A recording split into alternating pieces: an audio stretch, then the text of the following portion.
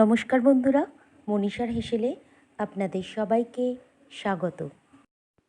আজ আপনাদের সাথে শেয়ার করব ভেজ পনির পাকোড়ার একটি অপূর্ব স্বাদের রেসিপি। সান্ধ্য টিফিনে, চায়ের সাথে অথবা অতিথি আপ্যায়নে এই পনির পাকোড়া অত্যন্ত সুস্বাদু লাগে খেতে। পনির পাকোড়া বানানোর জন্য এখানে 200 গ্রাম পরিমাণ পনির নিয়ে নিয়েছি। এরপর ছুরি দিয়ে পনিরটাকে এইভাবে কেটে নিয়েছি।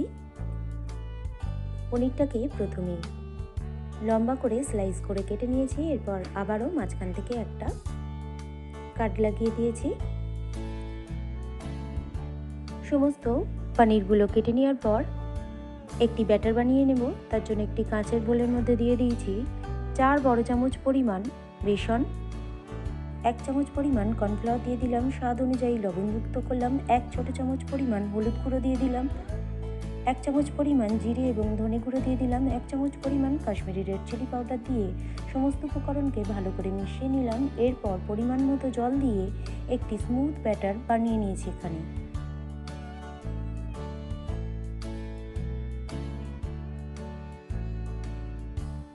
এইভাবে খুব পাতলাও না আবার খুব গাঢ়ও না, এমন পর্যায়ে একটি ব্যাটার বানিয়ে নিয়েছি।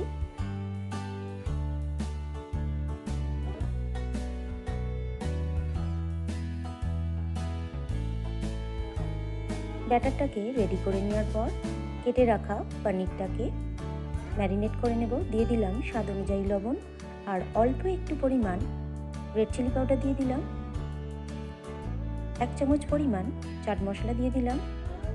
পনিরের সাথে সমস্ত মশলা ভালো করে এখানে মাখিয়ে নিলাম। এরপর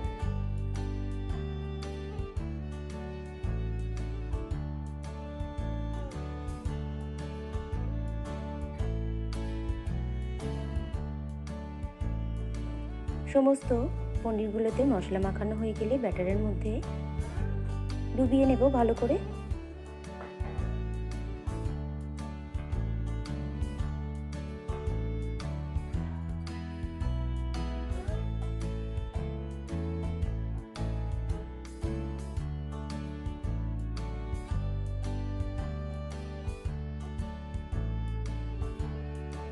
অন্যদিকে কড়াইয়ের মধ্যে দিয়ে দিলাম পরিমাণ মতো সাদা তেল।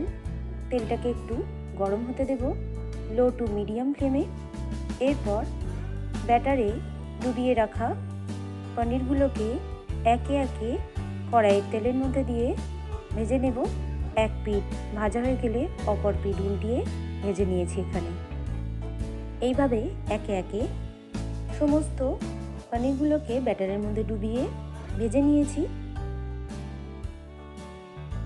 রেসিপিটি যদি আপনাদের ভালো লেগে থাকে বন্ধুরা, অবশ্যই আমার এই ছোট্ট চ্যানেলকে একটি লাইক করবেন, কমেন্ট করবেন, শেয়ার করবেন। আর চ্যানেলে নতুন কোনো বন্ধু হয়ে থাকলে চ্যানেলটিকে সাবস্ক্রাইব করে পাশে থাকবেন। এই ধরনের রেসিপি সবার প্রথম দেখার জন্য পাশে থাকা বেল আইকনটিতে প্রেস করে রাখবেন। আর ফেসবুক থেকে কেউ দেখে থাকলে ফলো করে রাখবেন।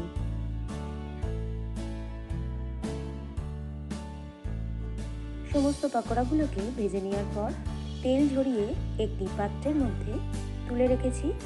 তৈরি হয়ে গেল ভেজ পনির পাকোড়া। গরম গরম চায়ের সাথে পরিবেশনের জন্য একেবারে প্রস্তুত। রেসিপিটি শেষ পর্যন্ত দেখার জন্য আপনাদের সবাইকে ধন্যবাদ। সবাই ভালো থাকবেন, সুস্থ থাকবেন।